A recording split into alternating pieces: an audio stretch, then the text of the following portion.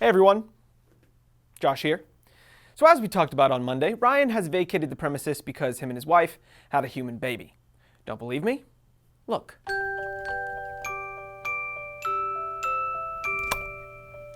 What do you want? Isn't he adorable?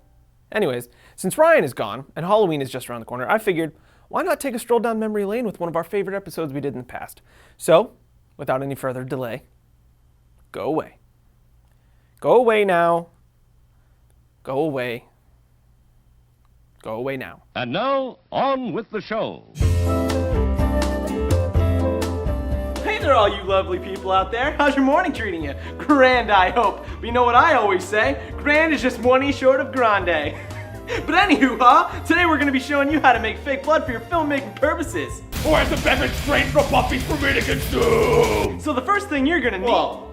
What was that? I was clearing my throat. That sounded like words to me. Nope. Okay. And 3, 2... So let's jump right into what you're going to need to create your own fake blood. You're going to need some corn syrup, cornstarch, powdered cocoa, red, yellow, and green food coloring, some water, and a container to store it in. It's a short list that you can fill for cheap at your local grocery store. I will usher in the coming apocalypse! So now that we have everything we need, let's jump right in. Take your corn syrup and add 2/3 of a cup into a bowl. Then add 1/3 of a cup of water. And now you want to give it a bit of a mix by getting the water and syrup combined into one unit. All shall kneel before me, fire and brimstone! So now grab your cornstarch. Okay. Do you need a break? No, and... Because I think Bruno might be right. It seems like you're... And if you interrupt me again, we're gonna have a serious problem.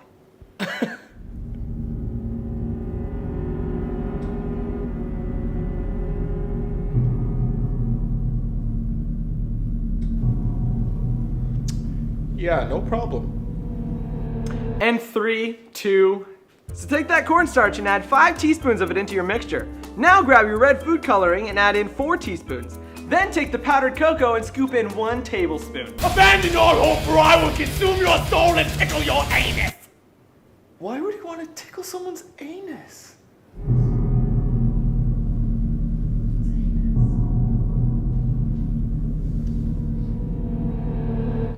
Finally add 2 drops of green or yellow food coloring to get your color right, mix passionately, and you're done. Look at that. Isn't that beautiful? And you can add even more corn syrup to thicken it up if need be, but let's get something to compare it with, shall we? Hey JT. Come here for a sec. Me? Yeah, it's okay. Come on over.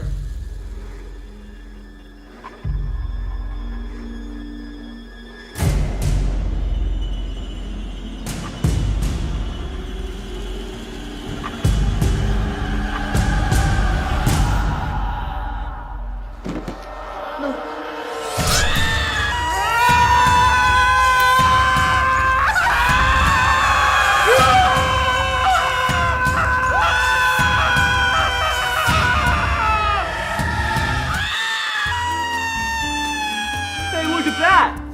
JT's real blood compared to our fake blood. Look real, don't it?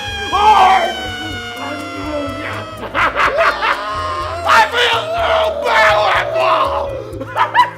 powerful! Yum, yum.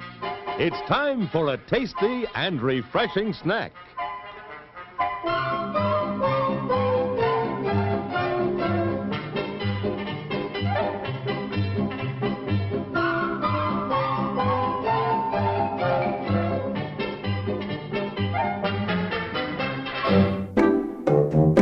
Are you a budding filmmaker, entrepreneur, or innovator? I don't know, am I? Well, if you are, domain.com is the place to go when that next great idea hits you. Thank you. When you buy a domain name from domain.com, you are taking the first steps in creating an identity and vision for your brand or idea. Wow! I know. The world's top 2 premier and most recognized domain extensions are .com and .net, which means those are the ones that'll help build your brand and expand your presence online the best. I can't even believe it. Me either. And of course, they're hooking you up with 25% off their coupon code when you use that coupon code FilmRiot at checkout. Wow, that's a really good deal. You're telling me. So when you get domain names, web hosting, or email, just use that coupon code. And when you think domain names, think domain.com. Think about it. Logo. Now we did show you one of the more popular ways to make fake blood in the beginning, but I wasn't completely convinced that it was the best way. So I grabbed a few directions offline and tried one of my own, then put them all against each other to see which looks best and which would stain my skin or clothing. So let's do it to it. First one I tried was another one of the more popular versions, which goes like this. First, a bunch of corn syrup, then about 10 or 12 drops of red food coloring, depending on how much blood you're making. Then 1 drop of yellow food coloring and 1 of green. Now I'll pour it onto my hand so you can see the color and thickness of the blood against my skin. I actually like this one a lot more than the original one we did. But I also heard that if you add a bit of dish soap to that same mix, it'll help to keep from staining your skin and clothes. So I added some dish soap to that blood mix, then took the mix without the blood and the mix with the blood, added it to different sides of my hands, rubbed it in, let it sit for a few minutes, then washed it off. As you can see, there's pretty much no difference on either side of my hand. They both came off really easily. The next one I tried was super simple. All you need is some dish soap again, apparently to stop stains, and some red Kool-Aid. Pour them both into a cup, then stir. This one worked far better than I thought it was going to. Looked pretty good, just a little bright, but with some color correction, I think it would work well enough. And if you ever find yourself in a situation where you're like, oh man, all I have is fruit punch mix and dish soap, and I need fake blood now, you can make this. Though I don't know that that moment would ever occur. But if it does, you'll be like, Ryan. But now I threw that mix on the sock as well and let them all continue to sit. Moving on, I tried one that sounded very, very interesting, and that is using creamy peanut butter. Yes, peanut butter.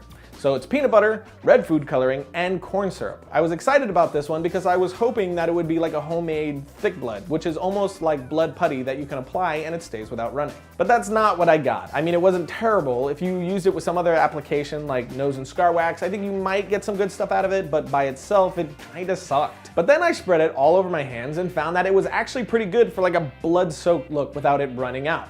Plus, it's edible, so you could have like a sicko killer lick the blood off his fingers if you want, or any other kind of zombie situation. Then finally, since this wasn't the homemade thick blood I was hoping for, I decided to make a mixture of my own. So I added some cornstarch, then red food coloring, just a little bit of corn syrup to make it manageable, and then I stirred like crazy. I was really happy with the outcome. As you can see, it has a really good color and is very thick, so it would have a lot of uses. Then I applied it to my skin and found that it was really easy to work with, and even though it's dry, it looks wet. Plus it stays really well. No matter how much I shook my hand around, it stayed perfectly in place. So then I put it under some running water to see how it would hold up to that, since the blood will start to run once your actor starts sweating, and it stood up surprisingly well even to running water. So I think with your actor sweating, it'll stand up pretty well. And cleaning it off was just as easy as the rest of them. But finally I threw this mix on the sock as well and then let them dry for about 20 minutes. Once the 20 minutes were over, I filled my sink with hot water and shout. Then I labeled each blood spot so that I knew which was which, and then put the sock in and just rubbed off the blood.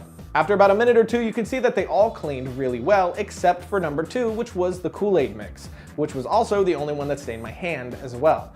And yes, I know those socks look like they're from a homeless person. We use them for a sketch, so lay off.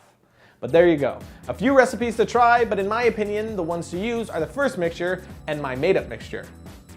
A pat on the back. With those combined, you can get some cheap, good, homemade gore for your family. Logo. Well, that's it for this guy. Ryan will be back on Monday, but only because we shot an episode in advance before he had the baby that we completely forgot about. But that is it. Follow the Instagram and Twitter. And as always, keep it sexy, my friends. Josh out.